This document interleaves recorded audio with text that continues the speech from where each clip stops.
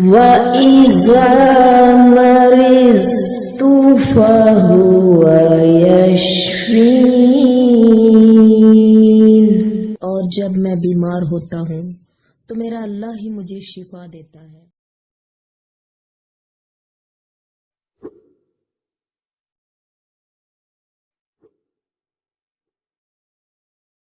बिस्मिल्लाहिर्रहमानिर्रहीम। अस्सलाम वालेकुम my YouTube viewers, warmly welcome to my YouTube channel. दोस्तों, मैं हूं डॉक्टर हिरा। उम्मीद करती हूं कि आप सब खैरियत से होंगे और दुआ करती हूं अल्लाह ताला से कि अल्लाह पाक हमेशा ही आप सबको खैर और आफियत से रखे और मेरे तमाम दोस्तों को हर तकलीफ़, हर दुख और हर बीमारी से महफूज रखे। दोस्तों, सबसे पहले तो मेरी तरफ से आप सबको बहुत बहुत खुश आमदीद मेरे चैनल पे। आज दोस्तों, मैं जिस होम्योपैथिक मेडिसिन के बारे में आपसे डिस्कस करने वाली हूँ, इस होम्योपैथिक मेडिसिन का नाम है एम्ब्रोग्रेसिया। तो दोस्तों, चलते हैं अपनी वीडियो की डिटेल्स की तरफ। फ्रेंड्स, सबसे पहले हम अपनी इस वीडियो के अंदर डिस्कस करने वाले हैं कि एम्ब्रोग्रेसिया के जो बात कर लें कि मेन इसके साइन एंड सिम्टम्स इम्पॉर्टेंट जो है वो क्या है, इसके अलावा उनकी इंडिकेशंस क्या है, खसूसियात इस मेडिसिन की क्या है, उन सब को हम सबसे पहले डिस्कस कर लेते हैं। तो दोस्तों, बात की जाए होम्योपैथिक मेडिसिन एम्ब्रोग्रेसिया की, तो ये बात करें कि कौन सी कंडीशंस में ये मेडिसिन ज़्यादा मौजू है या किन हजरात के लिए। तो दोस्तों, वो लोग जो कि काफ़ी जोशीली तबीयत वाले होते हैं,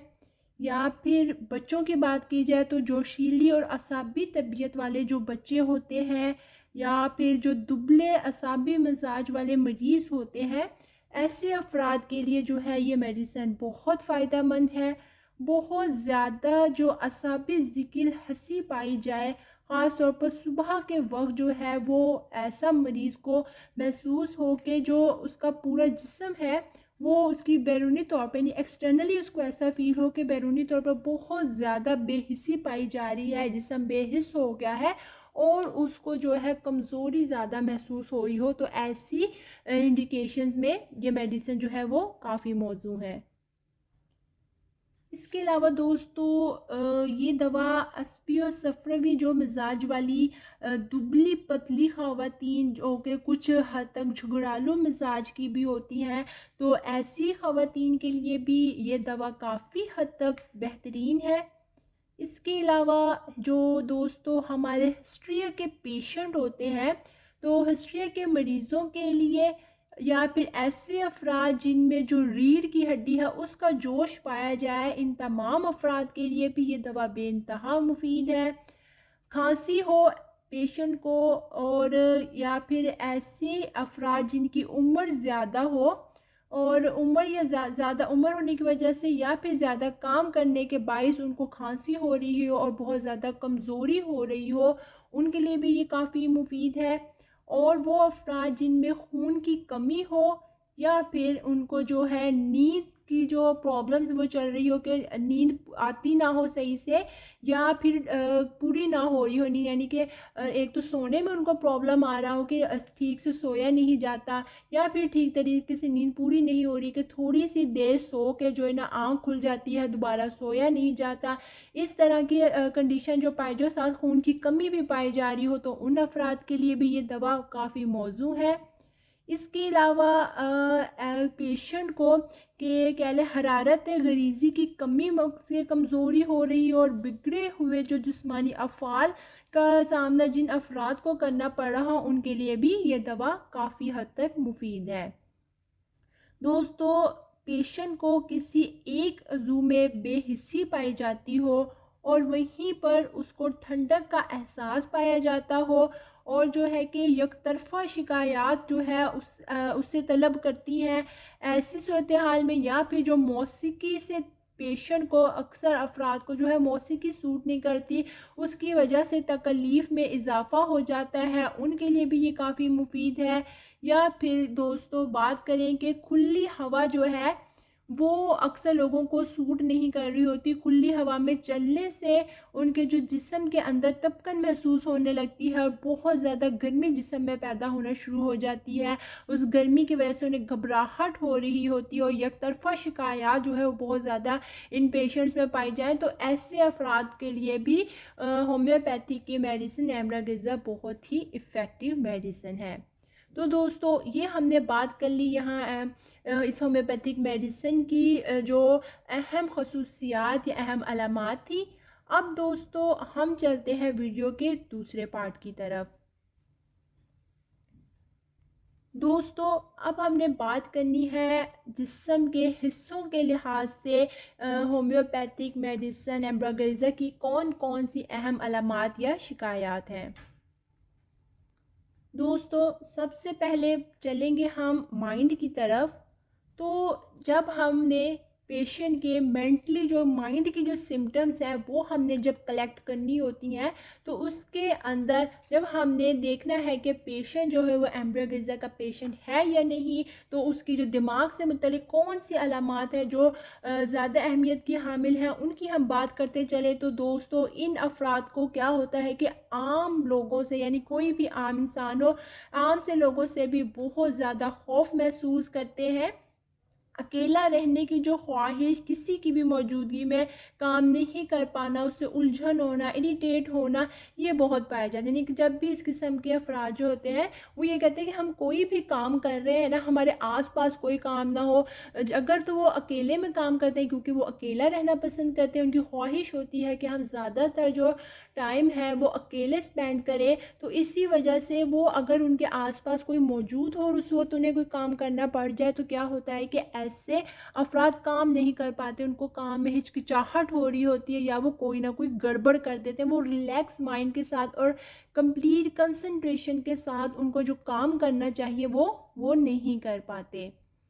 इसके अलावा दोस्तों शर्मीले मिजाज के बहुत होते हैं। जिल्द जो है वो ऐसे ऐसे तमतमा जाना ऐसे हो जाती है जब शर्माते हैं। म्यूज़िक को जब भी ऐसे अफराद सुनते हैं तो बहुत जल्दी उनको म्यूज़िक सुनकर रोना आने लग जाता है। ज़िंदगी से बेज़ारी जो है ऐसे अफराद में बहुत ज़्यादा पाई जाती है। नाउम्मीद रहते हैं, ज़्यादातर शर्मीले होते हैं, ज़िंदगी से बहुत जल्दी आवाज़ार होने वाले, बेकरारी इनमें बहुत पाई जाती है और वक्त जो है ऐसे अफराद को काफ़ी आहिस्तगी से गुजरता हुआ महसूस होता है।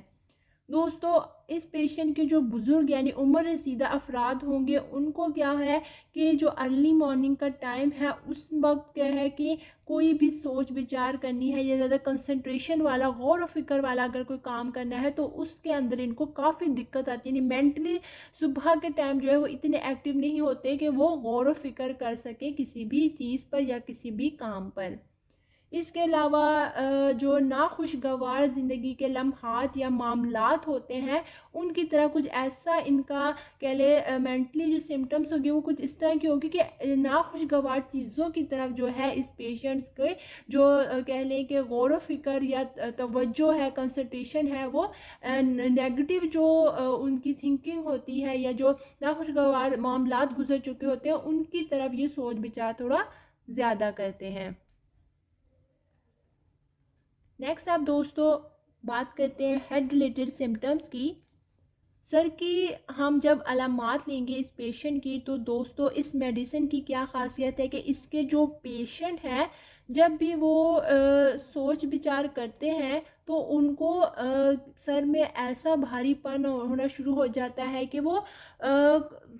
ज़्यादा कंसंट्रेशन के साथ वो सोच नहीं पाते, यानी कि सोच विचार की जो हालत है उसकी कमी इन पेशेंट्स में काफ़ी ज़्यादा आपको देखने को मिलेगी। चक्कर आते हैं, ज़्यादा गौर व फिक्र करते हैं, ज़्यादा सोचते हैं किसी भी चीज़ को लेकर, तो ऐसे अफराद को क्या है कि फ़ौरन चक्कर आना शुरू हो जाते हैं। सर दर्द का मसला रहता है और सर दर्द के साथ साथ क्या है मैदे में कमज़ोरी का एहसास पाया जाता है। सर के जो सामने वाला हिस्सा है इस पर काफ़ी ज़्यादा प्रेशर या दबाव महसूस होता है और जहनी हज़्न मलाल की जो हालत है और दिमाग का जो ऊपरी आधा हिस्सा होता है इसमें उसके साथ तकलीफ़ पाई जाएगी। और इस किस्म का दर्द जैसे कोई चीज़ चीर या फाड़ रहे हो तो जैसा दर्द होता है इस किस्म का दर्द इनको महसूस होगा। गाना सुनते हैं, मौसीकी सुनते हैं तो उसके दौरान जो है जो खून का कह लें कि दौरानिया है वो सर की जानिब इनका बढ़ जाता है। क़ुव्वत समात में फिर उसकी वजह से काफ़ी कमी वाक़या हो जाती है। नक्सीर फूटने का मसला पाया जाता है, बिलख़ुसूस जिनको सिर्फ सुबह के वक्त नक्सीर फूटने का मसला हो उनके लिए ये दवा काफ़ी मुफीद है। या फिर ऐसे अफराद जिनको सुबह में नक्सीर फूटने का मसला हो या दांतों से खून बहता हो और साथ बाल गिरने की भी शिकायत पाई जा रही हो, तो उन पेशेंट को भी हम ये दवा इस्तेमाल करवा सकते हैं। अब आते हैं नेक्स्ट पार्ट की तरफ। बात कर लेते हैं दोस्तों अब हम स्टमक से रिलेटेड सिम्टम्स की। तो स्टमक की जब हम बात करते हैं तो हमने यहाँ पे नोट करना होता है कि हमारा जो पेशेंट है वो उसकी कौन कौन सी अलामात ऐसी हैं कि जिसमें वो खाने की जो चीज़ें हैं या पीने की ऐसी कौन सी चीज़ें हैं जिनको खाने से या पीने से वो काफ़ी अच्छा महसूस कर रहा है, या जिसको खाने पीने से उसकी तकलीफ़ बढ़ रही है, या कौन सी चीज़ें हैं जो खाने की उन्हें हाजत ज़्यादा होती है, क्रेविंग ज़्यादा होती है, कौन सी चीज़ों को वो बिल्कुल नापसंद करते हैं। तो बात करें अगर हम होम्योपैथी मेडिसिन एम्ब्रोग्रीजा के पेशेंट की कि उनको कौन कौन सी चीज़ें हैं जो पसंद आएंगी, या कौन सी चीज़ें हैं जिनको खाने से उनकी स्टमक की जो तकलीफ़ है वो बढ़ जाएंगी, या कौन कौन सी स्टमक टू रिलेटेड जो शिकायत हैं वो इनमें पाई जाएंगी। तो दोस्तों इस मेडिसिन का जो पेशेंट है उसे डिकारें काफ़ी ज़्यादा आने का मसला होता है, और डिकार के साथ साथ उसको लाजमी तौर पर खांसी आने की शिकायत भी पाई जाएगी। और बात करें कि किस किस्म की डिकारें आएंगी, तो ऐसे पेशेंट को काफ़ी खट्टी सी डिकारें आती हैं, और जिसके साथ क्या है कि कलेजा पेशेंट को ऐसा जैसे जलन हो रही हो या जलता हुआ महसूस होता है, इस किस्म की डिकारें आती हैं। इसके अलावा आधी रात के बाद जो है वो मैदे का दर्द जो है उनको शुरू हो जाता है, या फिर मैदे में अफारे का मसला हो जाता है। जो भी खाने पीने की चीज़ उन्होंने खाई हो वो हज़म नहीं हो पाती, और पेट में जो है वो जब भी अफारा होगा उसके साथ क्या है ठंडक का एहसास पेट के उस हिस्से में यानी स्टमक में काफ़ी ज़्यादा उसको साथ साथ ठंडा का एहसास भी पाया जाएगा। नेक्स्ट दोस्तों आएंगे हम यूरिन से रिलेटेड सिम्टम्स की तरफ। तो दोस्तों होम्योपैथिक मेडिसिन एम्ब्रोग्रीजा का जो पेशेंट होगा उसे मसाने और मक्कत में बेक वक्त जो है कि वो दर्द पाया जाएगा, और उसकी जो पेशाब की नाली का सुराख होता है वहाँ पर, और उसको मक्कत के अंदर काफ़ी ज़्यादा जलन पाई जाएगी। और ऐसा महसूस होता है कि जैसे जब वो यूरिन पास कर लेता है तो उसके बाद भी उसको ऐसा एहसास पाया जाता है जैसे कि चंद बूंदें हैं जो निकल गई हैं। इसके अलावा यूरिन की जो नाली होती है उसमें जलन जब जब पाई जाएगी तो जलन के साथ पेशेंट को काफ़ी हद तक खुजली वहाँ पर महसूस होगी। यानी कि जलन तो पेशेंट सफ़र कर ही रहा होगा, लेकिन इसके अलावा अगर उसको खुजली का मसला भी होता है नाली में तो उसके लिए एम्ब्रोग्रीजा काफ़ी इफ़ेक्टिव मेडिसिन है। इसके अलावा दोस्तों वो अफराद के जिनको इस किस्म का यूरिन आ रहा हो कि यूरिन के कलर की अगर हम उसमें बात की है तो पेशेंट हमें इस बात की शिकायत करता है कि मेरे जो पेशाब का रंग है वो काफ़ी गदला सा हो गया है, बदल गया है। हत्ता कि जो अखराज के दौरान पेशेंट इस बात की भी शिकायत करेगा कि भूरे से रंग का जैसे मादा हो, तह नशीन सा हो, इस किस्म का जो अखराज है मुझे पेशाब में आता है। और उसके साथ मुझे यूरिन की जो नाली है या सुराख है वहाँ पर भी बहुत जलन होती है, और उसके साथ साथ मुझे मकद के अंदर भी जलन जो है वो शुरू हो जाती है। तो अगर ये अलामात आपके पेशेंट के अंदर पाई जा रही हैं तो आप उसको वहाँ पर होम्योपैथी मेडिसिन एम्ब्रोग्रीजा को इस्तेमाल करवा सकते हैं। चलते हैं दोस्तों नेक्स्ट पार्ट की तरफ। बात कर लेते हैं हम औरतों की से रिलेटेड कौन सी अहम अलामात हैं एम्ब्रोग्रीजा की, या कौन कौन सी इसकी खसूसियात है जो औरतों के अंदर पाई जाएंगी। दोस्तों ऐसी ख़वातीन पेशेंट के जिनके अंदर ख्वाहिश जमा जो है वो बहुत ज़्यादा पाई जाए, यानी कि शिद्दत की हद तक बहुत शदीद ख्वाहिश पाई जा रही है, तो उनके लिए ये इफ़ेक्टिव मेडिसिन है। इसके अलावा वो ख़वातीन कि जिन्हें अंदाम नहानी के जो बैरूनी वाला हिस्सा होगा, बैरूनी हिस्से पर काफ़ी ज़्यादा ईचिंग यानी कि ख़ारिश की शिकायत पाई जा रही हो, वहाँ पर इसे दुखन होती हो, और जो बैरूनी हिस्सा है अंदाम नहानी का वहाँ पर उसको इन्फ्लेमेशन यानी कि सोजिश का मसला भी चल रहा हो, तो इन तमाम तकालीफ और अलामात में आप उन्हें होम्योपैथी मेडिसिन एम्ब्रोग्रीज़ा को इस्तेमाल करवा सकते हैं।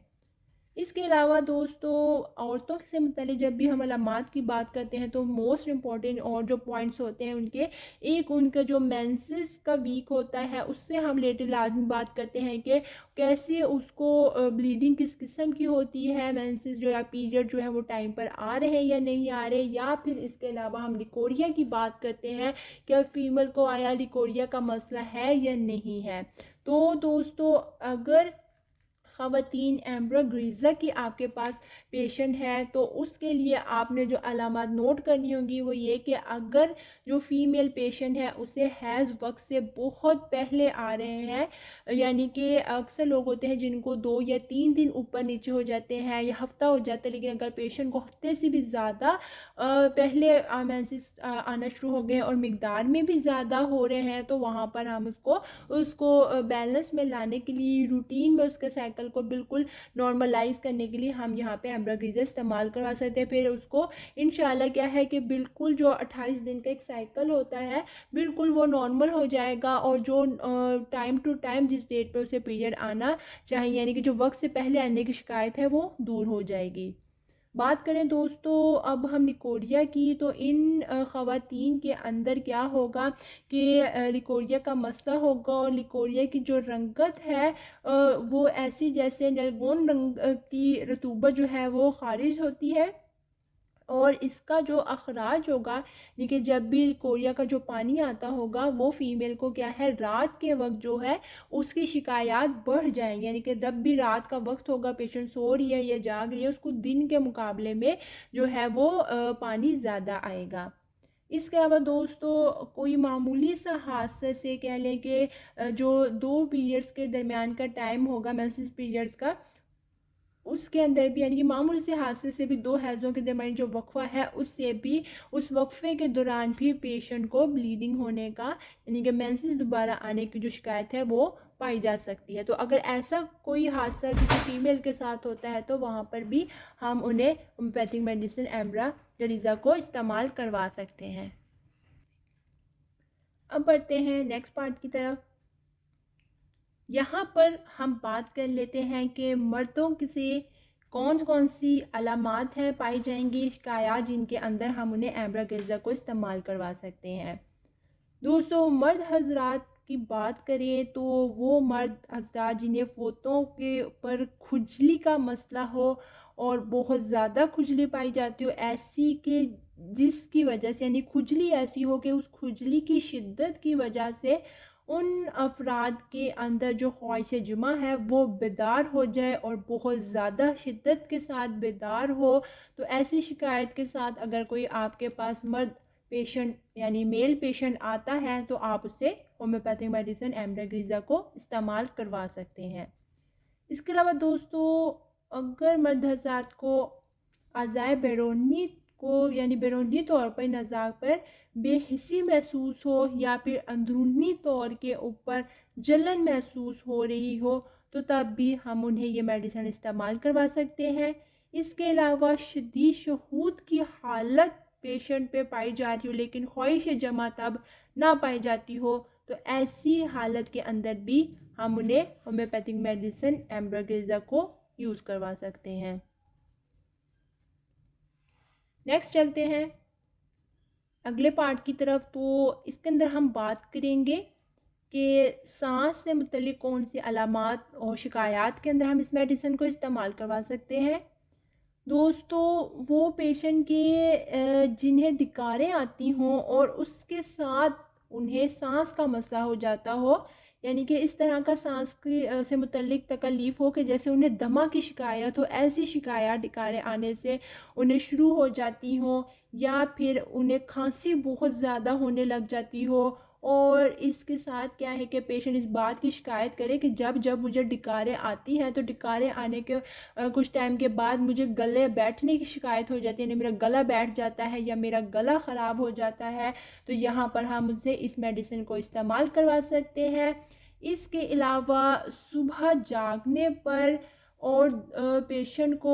बहुत ज़्यादा जो है ना सांस के खिंचाव का या खांसी का मसला हो जाए, या फिर सुबह जागते ही अगर पेशेंट के आसपास कुछ लोग मौजूद है, क्योंकि हमने पहले स्टार्टिंग डिस्क्रिप्शन में इस मेडिसिन की बात की थी कि एम्ब्रोगेजा के जो पेशेंट है वो अकेला रहना पसंद करता है, उसके आसपास अगर कोई अफराद हों कि जिनकी मौजूदगी में वो कंफर्टेबल फील नहीं करता तो वहाँ पर उसकी शिकायत शुरू हो जाती हैं, जिस्म से मुतल्लिक कोई भी वो घबरा जाता है। तो ऐसी ही कंडीशन सांस से मुतल्लिक अलामात में भी पाई जाएगी कि पेशेंट जब सुबह बेदार होता है और अपने आसपास वो कुछ ऐसे अफराद उसके मौजूद हैं जिनके साथ वो कंफर्टेबल फील नहीं करता, जैसे अक्सर घर में कुछ मेहमान आ जाते हैं जिनके मौजूदगी कुछ लोग पसंद नहीं कर पाते, और फिर क्या होता है कि अचानक सुबह उठते ही जब पेशेंट के आसपास मौजूद होंगे ऐसे लोग तो उनकी मौजूदगी से उसको अगर खांसी आई तो एकदम उसकी खांसी में शिद्दत आ जाए, या सांस की खिंचाव और दमा की जो शिकायत हैं उनमें शिद्दत आ जाए, तो ऐसी अलामात की मौजूदगी के अंदर भी हम इस मेडिसिन को इस्तेमाल करवा सकते हैं। दोस्तों, अगर पेशेंट को ऐसी शिकायत पाई जाए कि उससे नरखरे गले और जो सांस की नाली है इन तमाम हिस्सों में जैसे गुदगुदी सी होती है, यानी कि गुदगुदाहट होने का जो रुझान है वो पाया जा रहा हो, और उसके साथ सीने में पेशेंट शिकायत करता हो कि मुझे सांस लेने में मुश्किल हो रही है, जैसे घुटन होती हो, घुटन सी महसूस होती है सीने में, और उसके साथ मुझे सांस लेने में मसला होता है, तो वहाँ पर भी ये दवा काफ़ी मुफीद है। दोस्तों, इस तरह के अफराद जब खांसी उनको होती है या पेशेंट कह लें जब खांसता है तो तब उसको सांस ज़्यादा उखड़ने का मसला पाया जाता है, कि नॉर्मली उसको सांस का इतना मसला नहीं होता, लेकिन जैसे ही जब भी उसको खांसी आती है तो खांसी आने के साथ ही फौरी तौर पर उसका सांस उखड़ जाता है और सीने में घुटन शुरू हो जाती है। तो ऐसी खांसी के अंदर भी हम इस मेडिसिन को इस्तेमाल करवा सकते हैं। इसके अलावा दोस्तों, वो अफराद के जिन्हें खोखली तशंजी कह लें कि जैसे कुत्ते की आवाज़ जैसी खांसी हो, इस किस्म की शिकायत, और छाती की जो गहराई होती है यानी कि अंदरूनी बहुत गहरे से हिस्से से उठती हुई महसूस हो रही हो खांसी, तो उनके लिए भी ये दवा काफ़ी मुफीद है। या फिर वो अफराद जिन्हें बलगम का मसला हो और बहुत ज़्यादा बलगम बन रहा हो, और जब वो बलगम को थूकते हो तो तब उन्हें इस बात की शिकायत पाई जा रही है कि बलगम थूकते वक्त जो है काफ़ी ज़्यादा सीने में घुटन महसूस होने लगती है, जिसकी वजह से सांस खिंचता है, और नॉर्मली जैसे सांस आ रहा होता है उन्हें नहीं आ पा रहा होता, सांस चढ़ जाता है या सांस घुटना शुरू हो जाता है। इस किस्म की अगर कोई भी सांस से मुतल्लिक तकलीफ़ किसी भी पेशेंट में पाई जा रही है तो हम वहाँ पर उसे होम्योपैथिक मेडिसिन एम्ब्रोगेजा को इस्तेमाल करवा सकते हैं। अब दोस्तों, बात करते हैं दिल से मुतल्लिक अलामात की। तो दोस्तों, वो पेशेंट जो कि एम्ब्रोगेजा के पेशेंट होंगे उन्हें दिल से मुतल्लिक कुछ ऐसी तकलीफ़ पाई जाएंगी कि जिसमें मोस्ट इम्पॉर्टेंट कह लें कि जो दिल की बात कर रहे हैं तो धड़कन ऐसी जिसके साथ सीने के अंदर पेशेंट को काफ़ी ज़्यादा दबाव महसूस हो रहा हो, जैसे वहाँ कोई गोल सी चीज़, जैसे कह लें कोई गोला सा रखा हुआ हो सीने पर, इस किस्म का दबाव धड़कन के साथ महसूस होगा। या छाती यानी सीने के अंदर काफ़ी ज़्यादा घुटन और तंगी पाई जा रही होगी, तो ऐसे एहसास अगर किसी पेशेंट में पाया जा रहा है तो उसे हम एम्ब्रोगेजा को इस्तेमाल करवा सकते हैं। दोस्तों, इस तरह के जो पेशेंट होते हैं वो खुली हवा के अंदर जाए तो खुली हवा में धड़कन होती है, और चेहरा जो है वो इस पेशेंट का फौरी तौर पर क्या है कि काफ़ी जर्द सा, पीला सा, जिसे कहते हैं कि पीला जर्द पड़ जाना, इस किस्म की जो रंगत है वो पेशेंट की हो जाती है। अब दोस्तों, बढ़ते हैं हम नींद से मुतल्लिक तकलीफ़ और शिकायत की तरफ। तो जो होम्योपैथी मेडिसिन एम्ब्रोगेजा का पेशेंट होगा उन्हें क्या होगा, हमने पहले इसकी भी बात डिस्क्रिप्शन में की थी कि पेशेंट जो है वो सही से नींद नहीं पूरी कर पाता, ठीक नींद नहीं आती। तो यहाँ पर जब हम स्पेसिफ़िकली हम बात करें नींद से ही मुतल्लिक़ अलामात की, तो फिर यहाँ पे जो प्रोमिनेंट जिस पॉइंट को होगा वो यहाँ पे ये होगा कि फ़िक्रमंदी के बाइस जो है पेशेंट को ज़्यादातर नींद नहीं आती। क्योंकि हमने बात की थी इसकी डिस्क्रिप्शन में कि ऐसे जो पेशेंट होते हैं वो नाखुशगवार जो मामलात होते हैं उनके बारे में ज़्यादा गौर फ़िक्र करते हैं। तो इस वजह से बहुत ज़्यादा ये फ़िक्रमंद रहते हैं, छोटी छोटी की बात को भी लेकर बहुत ज़्यादा सोचना और उसको बहुत ज़्यादा कह लें कि सर पर सवार करना और उसके लिए बहुत ज़्यादा फ़िक्रमंद रहना, नेगेटिव सोचना, इस किस्म की जो सोचें हैं इन पेशेंट के अंदर बहुत ज़्यादा पाई जाती है, नाउमीदी बहुत ज़्यादा पाई जाती है। तो इन तमाम फ़िक्रमंदियों की वजह से जो है दिमाग क्योंकि रिलैक्स नहीं माइंड हो पाता और उसी की वजह से, उस फ़िक्रमंदी की वजह से पेशेंट को उसके बायस जो मुनासिब नींद आनी चाहिए या नींद में जाना चाहिए वो नहीं जा पाता और मुनासिब नींद जो पूरी करनी चाहिए वो नहीं कर पाता। तो इस तरह की अगर शिकायत पाई जा रही है तो यहाँ पर हम पेशेंट को ये मेडिसिन इस्तेमाल करवा सकते हैं। मोस्ट स्पेशली कि अक्सर पेशेंट शिकायत करे कि मेरी ये कंडीशन हो जाती है कि मैं सोने की बहुत कोशिश कर रहा होता हूँ या कर रही होती हूँ लेकिन मुझसे सोया नहीं जा पाता, कि यहाँ तक कि मैं चिढ़ के उठ जाता हूँ कि अब सोया तो नहीं जा रहा, तो मैं लेटने से भी आवाज़ार हो जाता हूँ। तो ऐसी अगर कंडीशन पाई जा रही है तो यहाँ पर एम्ब्रिया को हम अगर एम्ब्रोग्रीज़ा को इस्तेमाल करते हैं तो वो हमें बहुत अच्छे असरात देगी। इसके अलावा दोस्तों क्योंकि ऐसे अफराद जो है फ़िक्रमंद बहुत ज़्यादा रहते हैं, सोचते बहुत ज़्यादा हैं, इसकी वजह से और सोने से पहले इसी दिमाग के अंदर गहमा गहमी सी चल रही होती है सोचों की, गौर व फिक्र की, जिसकी वजह से वो इतना उनके असाब पे सवार हो जाती है कि अगर वो गनूदगी में चले भी जाएँ, वो कुछ देर के लिए सो भी जाए तो उसमें उनको अगर ख्वाब आते हैं तो वो ख्वाब भी काफ़ी ज़्यादा परेशान कुन से ख्वाब होते हैं कि ऐसे ख्वाब जब भी परेशान कुन पेशेंट को आते हैं तो सोते वक्त जिस्म जो है वो पेशेंट का एकदम ठंडा पड़ जाता है और जिस्म के अंदर बहुत ज़्यादा जो है खिंचाव पैदा हो जाता है। तो ऐसी अगर शिकायत किसी पेशेंट के अंदर मौजूद है, आपको तमाम अलामात उसकी मैच होती हैं, तो फिर आप उसको एम्ब्रोग्रीज़ा इस्तेमाल करवा सकते हैं। अब बात करते हैं दोस्तों जिल्द से मुतल्लिक अलामात की।